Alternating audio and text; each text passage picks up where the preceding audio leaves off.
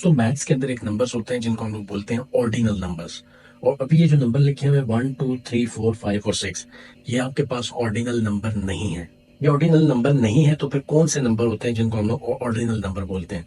दोस्तों, हम उन नंबर को ऑर्डिनल नंबर बोलते हैं जो अपनी पोजीशन जाहिर करें।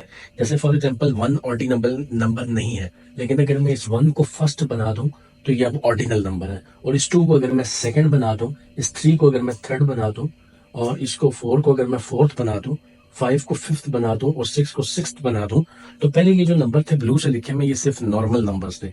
लेकिन जब 1 फर्स्ट बन गया और 2 सेकंड बन गया, 3 थर्ड बन गया, यानी कि ये पोजीशंस बन गई। जब कभी कोई भी नंबर अपनी पोजीशन बयान करे या कोई अपनी पोजीशन बताए तो उन नंबर्स को हम लोग ऑर्डिनल नंबर्स बोलते हैं।